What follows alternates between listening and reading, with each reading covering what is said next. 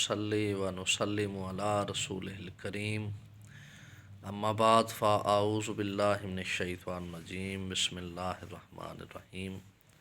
वाजिबुल एहतराम सामीन मोहतरम, आज की गुफ्तगू की ज़रूरत इसलिए पेश आई कि अहद हाज़र का एक मलऊन और काज़िब जो तवातर के साथ औलिया कामिलीन की शान में बेअदबी करता है, तो उसका एक क्लिप मेरी नज़र से गुज़रा। इसमें जो इसने हिज़यान बका है, उस हवाले से कुछ बातें अर्ज़ करना चाहता हूँ। अव्वल तो ये कि इसका ये कहना कि मलिक रियाज़ जैसे लोग भी लोगों को खाना खिलाते हैं तो उसको भी दाता मान लें। इस बदबख्त को ये पता नहीं कि मलिक रियाज़ जैसे लोगों के पास माल कहाँ से आता है। पाकिस्तान में एक आम इंसान, हत्ता कि एक बच्चा भी जानता है कि मलिक रियाज़ जैसे लोग हराम कमाई से चैरिटी का काम करते हैं और लोगों की नज़र में अच्छा बनने के लिए ये करप्ट लोग इस तरह के रियाकारी वाले काम करते हैं ताकि लोगों में इनका इमेज अच्छा बने। इसका ये कहना कि चूँकि मलिक रियाज़ भी लोगों को खाना खिलाता है, इसमें और दाता साहब में क्या फ़र्क है। तो इस बदबख्त को ये पता नहीं कि मलिक रियाज़ तो एक क्लर्क से करप्शन करके एक बिज़नेस टाइकून बना, लेकिन फिर भी उसकी हैसियत किसी सरबराह ममलकत के सामने क्या है, और फिर आज के सरबराहान ममलकत की औकात बादशाहों के सामने क्या है। तो दाता साहब रहमतुल्लाह ताला अलैह तो उन औलिया में से हैं जिनका मुकाबला बादशाह भी ना कर सके।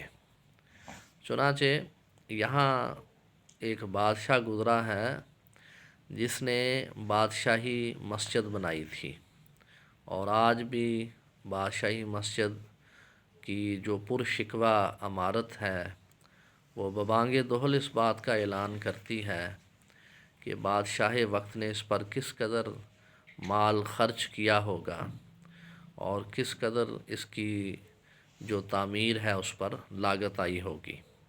लेकिन आप देख लें कि फ़कीर ने जिस मस्जिद की बुनियाद तकवा पर रखी थी, और हो सकता है कि वो उस ज़माने में एक इंतहाई छोटी मस्जिद हो, लेकिन देख लें कि फ़कीर की मस्जिद में आज भी हज़ारों लोग नमाज अदा करते हैं। और जुमा के दिन तो ये आलम होता है कि बाज़ औक़ात दरबार के सारे अहाते में नमाजी होते हैं और अहाते से बाहर भी होते हैं, जबकि दूसरी तरफ बादशाही मस्जिद जो इंतहाई शानदार इमारत है और जिसका फ़न तामीर एक शाहकार है, लेकिन इसके बावजूद वहाँ मुश्किल से 1.5 सफ़ भी नहीं होती।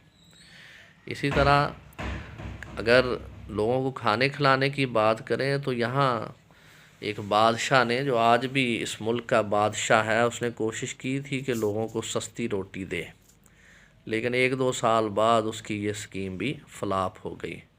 तो तुम मलिक रियाज़ की बात करते हो, यहाँ तो बादशाह भी वली कामिल का मुकाबला नहीं कर पाते।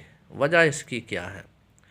वजह इसकी ये है कि बादशाह वक्त को जो उसके पास माल होता है उस पर नाज होता है, जबकि औलिया की नज़र मुसब्बिबुल अस्बाब पर होती है और उन्होंने खालिस्तान रज़ाए इलाही के लिए जो कुछ उनके पास होता है वो अल्लाह की राह में ख़र्च किया होता है, जिस वजह से उनकी नियत के सिद्क़ की वजह से और उनके अमाल की सच्चाई की वजह से उनके ये जो जारी करदा लंगर हैं ये सदियों से चल रहे हैं और आज भी वहाँ भूखों को खाना मिलता है।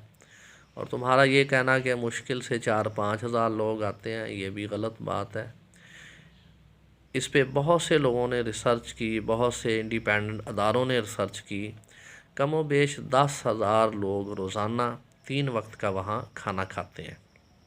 اور اس بدبخت کا یہ کہنا کہ یہ سارا کچھ چندوں سے چلتا ہے، تو اس نادان کو یہ نہیں پتہ کہ یہ چندے، یہ وظائف، یہ نذرانے، یہ کسی پر جبر کر کے، لوگوں پر ٹیکس عائد کر کے، لوگوں کو مجبور کر کے نہیں لیے جاتے، بلکہ لوگ محبت میں اور رضائے الہی کے لیے خود وہاں پہ خرچ کرتے ہیں۔ اور یہ اللہ کا نظام ہے۔ جو جگہیں، جو مقامات شاعر اللہ میں شامل ہو جاتے ہیں، تو وہاں پہ پھر اللہ تعالیٰ لوگوں کے دلوں کو اس طرف راغب کر دیتا ہے، اور لوگ پھر اپنی یہ سعادت سمجھتے ہیں کہ وہاں جا کر کوئی خدمت کریں۔ تو یہ کہنا کہ اگر چندے نہ ہوں تو یہ نظام نہ چلے، تو پھر تو یہ کہا جا سکتا ہے کہ دنیا کا کوئی بھی چیریٹی ورک، کوئی بھی ادارہ، حتیٰ کہ کوئی مسجد، کوئی مدرسہ، کوئی بھی چیریٹی ادارہ نہیں چل سکتا، کیونکہ سادہ سی لاجک کی بات ہے، اگر چندے نہ ہوں تو وہ نہ چلے۔ تو یہ تو انتہائی جاہلانہ اور بدوؤں والی بات ہے، انتہائی احمقانہ بات ہے۔ اور یہ چندے اور نذرانے حضور سیدی جن کی آل اولاد ہیں، ان کے قدموں کی برکت ہے۔ آپ دیکھ لیں کہ کعبہ کا خزانہ بھی احادیث میں اس کا ذکر ملتا ہے، اور قرب قیامت میں اسی پہ جھگڑا ہوگا۔ اور اسی طرح رسول اللہ صلی اللہ علیہ وآلہ وسلم کے در اقدس پر بے حد زیادہ خزانہ ہر دور میں موجود رہا ہے، اور اسی خزانے کو لوٹنے پھر یہ آل جو سعود کے جو ڈاکو تھے، یہ ترکوں کے دور میں آتے رہے ہیں۔ تو نذرانے دینا یا خدمت کرنا یہ اس بات کی دلیل ہے کہ اللہ تعالیٰ نے لوگوں کے دلوں کو ان شخصیات کی طرف جھکایا ہوا ہے، اور یہ بالکل وہی دعا کا اعجاز ہے جو سیدنا ابراہیم علیہ السلام نے قرآن کریم میں جب آپ صفا و مروہ سے لوٹے تو آپ نے یہ دعا کی تھی کہ اے الہی اس شہر کے رہنے والوں کو پھلوں اور میووں کا رزق دے، اور لوگوں کے دلوں کو ان کی طرف جھکا دے۔ تو لوگوں کے دل اولیاء کی طرف جھکے ہوتے ہیں، اور یہ دعائے ابراہیم کا اعجاز ہے، اور آل رسول کو یہ فیضان ہے کہ حضور سیدی علی بن عثمان حجویری رحمۃ اللہ تعالیٰ علیہ، جن کا سلسلہ نسب 8 واسطوں سے حضور مولا علی علیہ السلام سے ملتا ہے، تو اللہ تعالیٰ نے لوگوں کے دلوں کو ان کی طرف جھکایا ہوا ہے۔ اور نادان اور بدبخت لوگ اس بات کو سمجھ نہیں پاتے۔ ہمارے پڑوسی ملک ایران میں امام علی رضا علیہ السلام کے در اقدس پر اس قدر نذرانہ اکٹھا ہوتا ہے کہ بعض اوقات ایران کی حکومت کو وہاں سے قرض لینا پڑتا ہے۔ اور پاکستان میں بھی آپ کیا سمجھتے ہیں کہ اسحاق ڈار نے کوئی خدمت کے لیے حجویری ٹرسٹ بنایا ہے؟ حجویری ٹرسٹ بنانے کا مقصد ہی یہ ہے کہ داتا صاحب کے در اقدس پر لوگ جو عقیدت سے نذرانے دیتے ہیں ان کو بٹور لیا جائے اور اپنی عیاشیوں پر خرچ کیا جائے۔ تو حضور سیدی کے قدموں کی برکت سے بلا شبہ اربوں کے وہاں عطیات اکٹھے ہوتے ہیں، اور پھر ان عطیات سے بہت سے خیرات کے کام کیے جاتے ہیں۔ یہی اسباب کی اس دنیا میں اللہ رب العزت نے ایک بہترین سبب شاعر اللہ پر بنایا ہوتا ہے۔